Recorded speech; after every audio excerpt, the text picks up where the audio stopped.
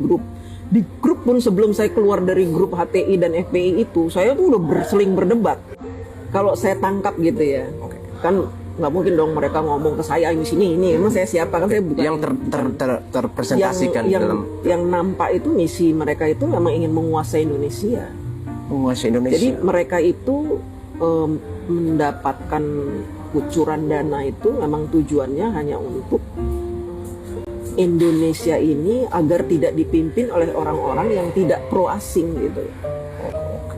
Tetap mencengkram Indonesia dengan mudah. Tapi sayangnya mereka ketemu Jokowi ini menghambat langkah-langkah FPI dan HTI. Tapi Pak Jokowi malah bilang antek asing. Nah, itu ya strategi mereka. Padahal mereka juga justru mereka yang memulai gitu. Betul. Dan yang mendukung mereka bukan dari Cina, yang mendukung Pak Jokowi dari Cina. Yang mendukung mereka dari Eropa. Oh. Makanya mereka bilang antek Cina. Karena memang Eropa dengan Cina juga kan perang dagangnya cukup sengit ya. Nah, dan kenapa Pak Jokowi membubarkan? Karena selama Pak Jokowi melawan orang asing ini terhambat juga oleh mereka. Karena mereka setiap Pak Jokowi ingin membuat sesuatu, ngerebut blok rokan misalkan, mereka tuh ntar ada demo ini gulingkan Jokowi. Ingat nggak? 2015 Pak Jokowi mau digulingkan, itu Pak Jokowi ingin merebut blok mana? Nah, ketika ormas mereka dibubarkan, double ormas ini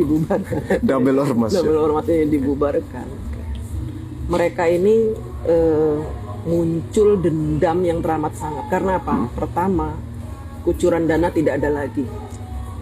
Ketika mereka bubar, otomatis berhenti kucuran dananya. Ketika kucuran dana berhenti itu, apakah mereka ada hasrat untuk mencari sumber dana yang baru lagi?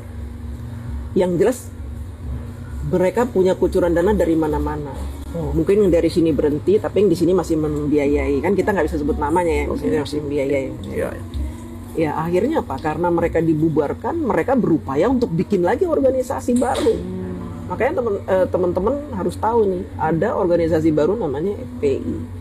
Tapi 2 kali mereka bikin organisasi ditolak oleh Kemenkumham. FPI, bukan Front Pembela Islam, tapi bukan, tapi berubah. Front Persatuan Islam itu yang pertama ditolak.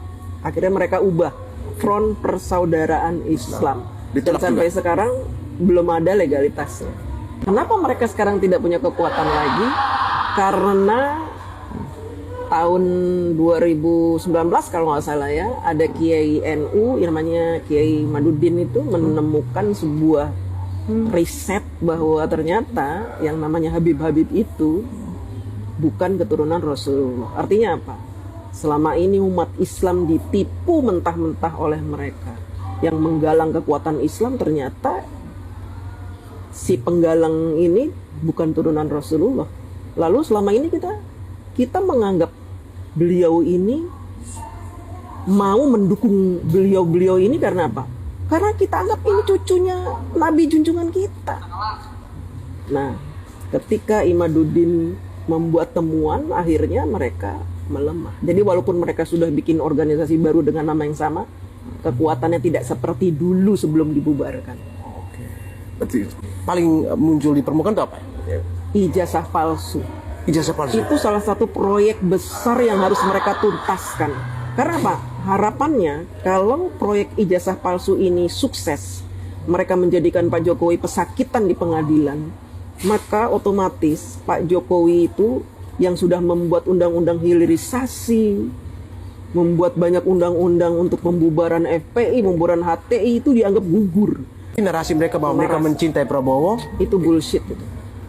Karena saya tahu sekali waktu Pilpres tahun 2024 itu kan mereka Habibnya itu menghina Prabowo habis-habisan, yang dibilang setruk lah, lumpuh, orang setruk nggak bisa ngurus dirinya sendiri, mau ngurus negara. Saya ingat itu. Habib siapa itu yang ngomong gitu? Dan mereka selalu memunculkan kata-kata matahari kembar. Dibilang ini katanya macan Asia, ternyata kucing, masih juga